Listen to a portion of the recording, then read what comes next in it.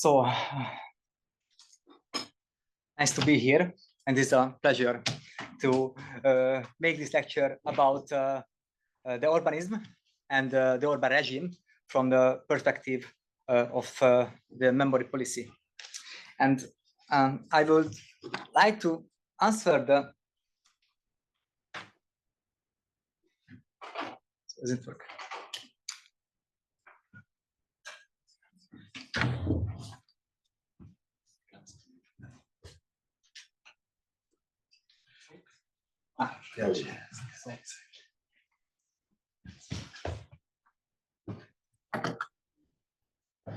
So it was my research question that why Viktor Orbán and the urbanism is so popular in Hungary, although his regime has been hit by a series of challenges since 2020. For instance, the inflation was the highest in Europe in 2022, but the popularity of Viktor Orbán and its regime even now started to decrease a bit. So this is my research question, and according to my hypothesis from the perspective of the memory policy, the answer is that the urbanism is deeply rooted in the Hungarian history, and Viktor Orbán successfully appeals to the Hungarian people's soil, and Orbán galvanized the national characterological discourse, and he successfully incorporated popular national characterological topoi into his illiberal communication. And we can see in Hungary the interaction between the universal anti-elite populist rhetoric with the local discourse tradition, which this interaction resulted a kind of illiberal synergy in Hungary. And the reason for the enormous success of the populist rhetoric, which opposes the others, namely the internationalists, the globalists, and the Brussels elite in Hungary, the reason is that in Hungary, the national resistant identity was formed against the supranational imperial elite, the elite of the Habsburg Empire in the 19th century. And in his communication and his public appearances, Viktor Orbán successfully appears himself as Louis Kossuth of our time. Kossuth Lajos was the leader of the War of Independence in 1948-1949, and Louis Kossuth, or Kossuth Lajos in Hungarian, is considered the father of the nation, the Hungarian Moses. And the Louis Kossuth of our time is not fighting against Vienna, especially against Moscow, but Brussels in his freedom fight. And in this romantic struggle, Orbán successfully presents himself as a true representative of the national self-interest. The celebration of following of the Fidesz party events always end with singing the so-called Kossuth note, which was an unofficial anthem of the War of Independence. I will sing it because I can sing it, but every Hungarian knows this Kossuth note. And we can see this expropriated freedom fighter tradition, which has a great legitimizing potential, because the Hungarian nation was born during this War of Independence in 1848-1849.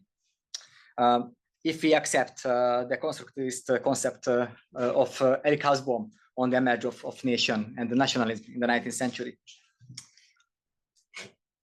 Ever since the Hungarian nationalism created the Hungarian nation, the national card became the trump card in the Hungarian political discourse and the struggle.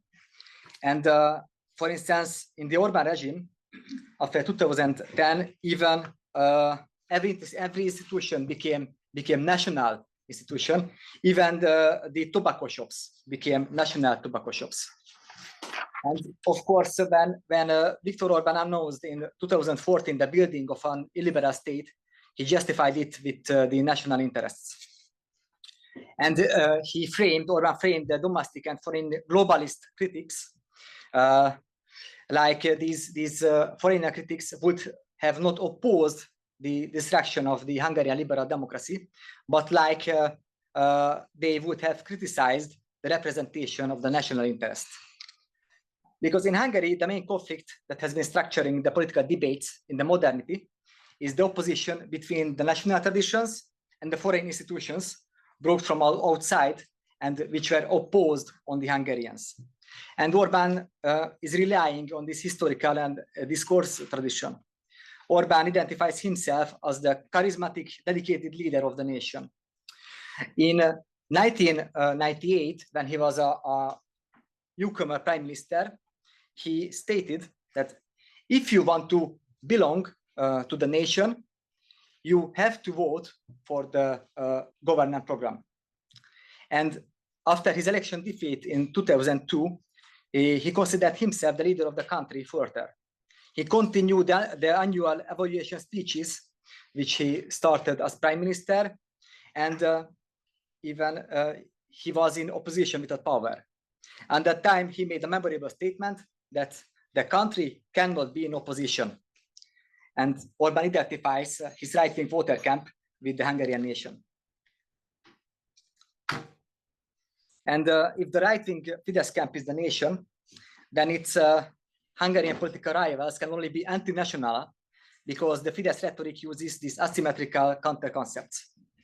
According to the Orbánist propaganda, the opposition of the national Fidesz is the anti-national other, the liberal leftist liberal opposition, which whose election victory would be an existential threat to the nation.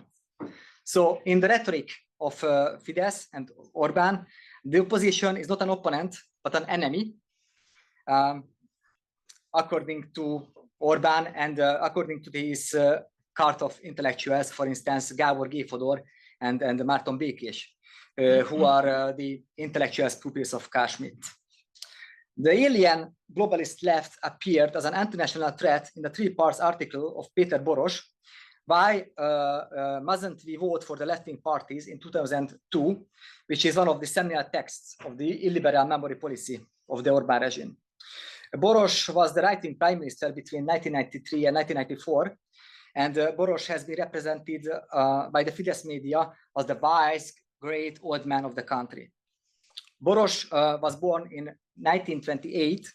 Now he is 96 years old, and he studied in the far-right counter-revolutionary Horthy regime. And in his paradigmatic text, he repeated the old counter-revolutionary accusations against the left, what are not justified by historical facts. According to these counter-revolutionary accusations, the left-wing politicians who came to the power in the fall of 1918, after the defeat of the First World War, these left-wing democratic pacifist pro-Western politicians were responsible for the Trianon Treaty, for the national disaster in 1920, when Hungary lost 2/3 of its territory. And the memory policy of the Orbán regime galvanized the former counter-revolutionary propaganda of the Horthy regime between the 2 world wars. And the memory policy of the Orbán regime linked the dissolution of Greater Hungary to the betrayal of Hungary by the Westerner, pacifist, leftist politicians who sold the country, or at least who naively believed to the promises of the Western politicians. And this propagandistic narrative has been using for discrediting the left as a dangerous alternative to the right. This is the cause why the memorial of Mihály Károly, the leftist progressive democratic leader of the 1918 revolution, the president of the first Hungarian Democratic Republic, so his monument was removed from the Kossuth Square, the most symbolic public space in Hungary. And the statue of Károly was symbolically replaced in 2014 with the monument of the conservative icon, the anti-democratic prime minister, István Tisza. Tisza opposed the universal ballot as a representative of the classical liberalism, and Tisza oppressed the labor movement. And he became assassinated in the tumultuous days of the Eszter Revolution in the fall of 1918. During the counter-revolution and Horthy period, the figure of Tisza became historically distorted. The liberal elements of his policy were diminished from the remembrance. And this conservative cult of István Tisza, as a prefigure of Viktor Orbán, perfectly fits into the propagandistic message of the Orbán regime. According to it, only the strong right-wing conservative leaders can save the political communities from the dangerous disrupting phenomena of modernism and postmodernism, and only these strong right-wing conservative leaders can effectively stand up for the national cause. And this is the message which was emphasized by Viktor Orbán on the centenary of the death of István Tisza. Read them.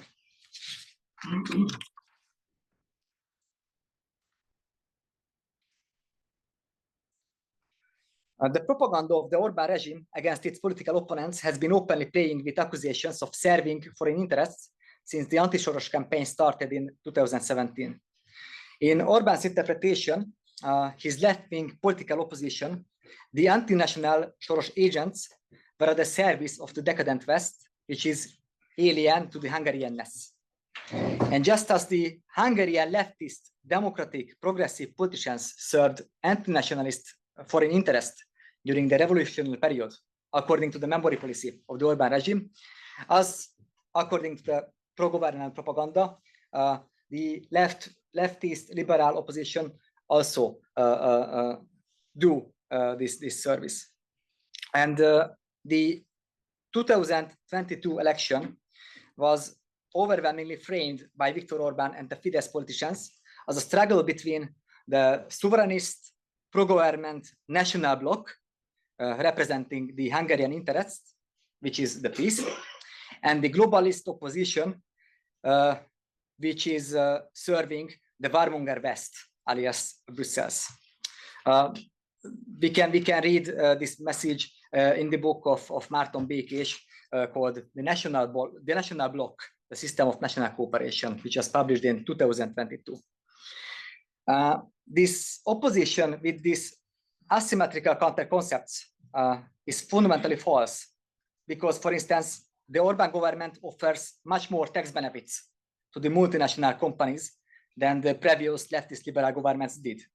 But against the facts, this national versus globalist opposition frame is believable by the vast majority of the Hungarian voters. An important component of Orbán's popularity, that is his populist rhetoric based on national characterological topoi. Contrary to the technocratic, neutral, and therefore unidentifiable expressions for the voters, which are typical of the left liberal experts, Viktor Orbán does not speak of inhabitants like the socialist prime minister Gyula Horn did in the 90s, but Viktor Orbán speaks about Hungarians yes, Hungarians instead of inhabitants. And Orbán likes to use well-known Hungarian proverbs and jokes in his communication. And for instance, let's a bit look to the gastronomy preferences. While the Westerner leftist liberal political opponents of Orbán are presented in the pro-government communication as pale vegans who drink Starbucks latte and other funny stuffs, Orbán emphasizes in his public image that instead of Starbucks latte, he likes to drink alcohol, for instance, hard drink and shots. And Orbán emphasizes that he is keen on traditional Hungarian unhealthy meat products like sausages. Even he made it himself, in the public appearances. And by these communication techniques, Orbán creates the illusion that he knows the people and he's identified with them. He is not an alien like the political opponents.